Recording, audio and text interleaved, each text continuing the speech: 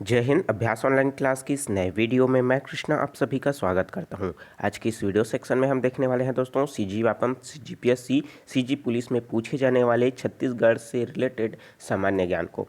तो दोस्तों यह एमसीक्यू की तरह होने वाला है, तो आप भी जो है इसमें पार्टिसिपेट कीजिए और जो है अच्छे से अच्छे कमेंट करने की कोशिश कीजिए दोस्तों राइट आंसर को, ठीक है। और ये दोस्तों इस वीडियो सीरीज़ का दूसरा नंबर का पार्ट है। पहला पार्ट अगर आपने नहीं देखे हो तो प्लेलिस्ट में उसको सजो करके रखा हूँ, आप चेकआउट कर सकते हो। साथ ही साथ दोस्तों छत्तीसगढ़ के इन एग्ज़ाम में आपके लिए कौन सा बुक बेस्ट होगा मैंने नीचे डिस्क्रिप्शन में लिंक दे रखा है, वहाँ से आप जरूर चेकआउट कर सकते हो। यह जो एग्ज़ाम है दोस्तों आपका पटवारी, आरआई, खाद्य निरीक्षक, मंडी निरीक्षक जैसे एग्ज़ाम में ये आपके लिए महत्वपूर्ण होने वाला है। तो चलिए दोस्तों वीडियो स्टार्ट करते हैं।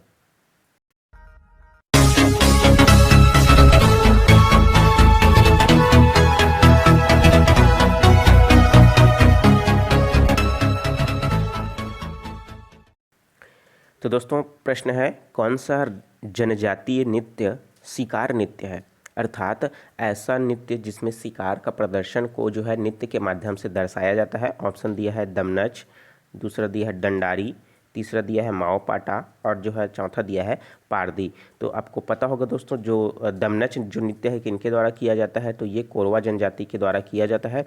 और साथ ही साथ जो पारदी है, ये पारदी जो है दोस्तों एक प्रकार का क्या है, जनजाति है जो पक्षियों का शिकार करता है। कौन से पक्षी? वो है दोस्तों कौवा। जो पक्षी है काली पक्षी हैं, उनका जो है इनके द्वारा शिकार किया जाता है। तो पारदी तो इसका आंसर नहीं होगा। तो इसके लिए दोस्तों जो राइट आंसर हो जाएगा वो हो जाएगा दोस्तों माओ पाटा। ऑप्शन नंबर स इज क्या हो जाएगा करेक्ट आंसर। इसमें दोस्तों जो इनकी वेशभूषा है, इनका जो नृत्य है उसको माओ पाटा कहते हैं। और इनकी वेशभूषा इस तरीके का होता है जो पूरी तरीके से भयानक भी होता है और जो गौर का होता है, गौर, ठीक है। तो गौर पक्षी का जो शिकार करने का जो अनुपम दृश्य जो है इस नृत्य के द्वारा जो है दर्शाया जाता है, ठीक है। तो इसलिए क्या हो जाएगा ऑप्शन नंबर स इज क्या हो जाएगा करेक्ट आंसर। चलिए देखते हैं नेक्स्ट क्वेश्चन। छत्तीसगढ़ में दोहरौरी व्यंजन जो है कब बनाया जाता है? तो दोस्तों आपको दोहरौरी व्यंजन के बारे में आपको पता होगा, जिसको सामान्य भाषा में गुलगुल भजिया के नाम से जाना जाता है छत्तीसगढ़ में, ठीक है। तो ये कब बनाया जाता है? दीपावली के अवसर पर, विवाह के अवसर पर, नवा खवाई के अवसर पर या फिर पितृपक्ष में। तो इसके लिए राइट आंसर जो हो जाएगा दोस्तों पितृपक्ष में जो है दोहरौरी जो व्यंजन है बनाया जाता है। सामान्य भाषा में इसको गुलगुल भजिया कहा जाता है। और दोस्तों ये जो है चावल आटा का बनाया जाता है, जिसमें गुड़ डाल करके तेल में फ्राई किया जाता है, ठीक है। तो इस तरीके से क्या होता है, ये दोहरौरी जो व्यंजन है तैयार होता है। यह क्वेश्चन पूछा जा चुका है दोस्तों अभी CGPSC 2021 का जो एग्जाम हुआ था 14 फरवरी उसमें, ठीक है।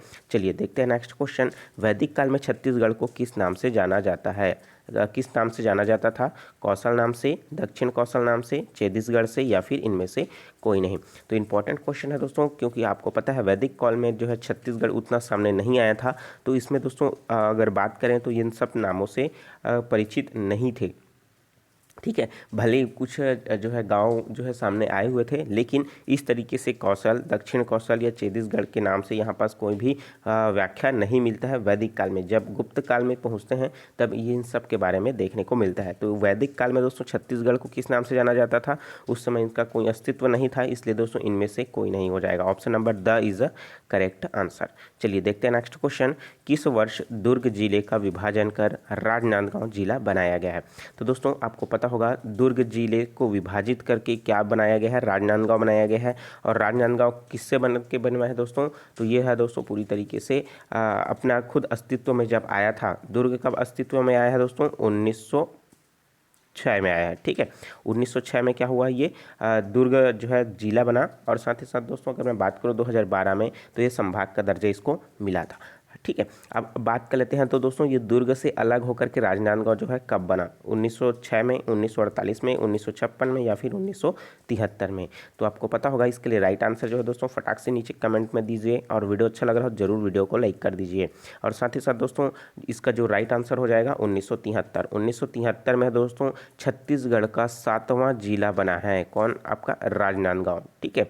तो और आपको पता होगा, और जो नया जिला बना है इसी में कौन सा जिला, मोहला मानपुर, वो राजनांदगांव से अलग होकर के ही बना है, ठीक है।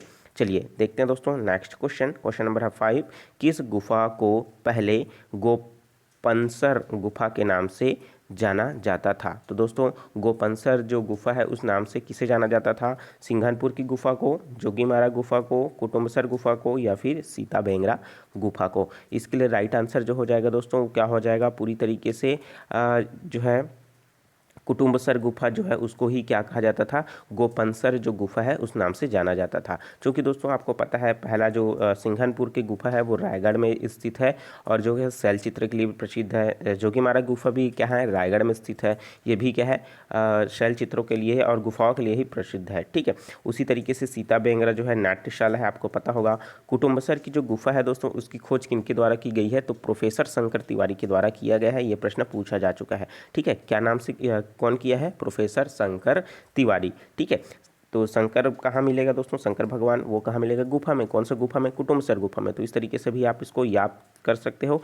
ठीक है, तो इसलिए क्या हो जाएगा? ऑप्शन नंबर स अर्थात गोपनसर जो है किस नाम से जाना जाता था? कुटुम्बसर गुफा को ही जाना जाता था। चलिए देखते हैं नेक्स्ट क्वेश्चन। 1818 ईस्वी में जो ब्रिटिश रेजिडेंस थे उसके रूप में नागपुर में किसकी नियुक्ति की गई थी? तो 1818 ईस्वी में ब्रिटिश रेजिडेंस की जो नियुक्ति की गई थी नागपुर में, उन किनकी की गई थी? एडमंड का, एगन्यू का, चार्ल्स सी इलियट का या फिर जेनकिंस का?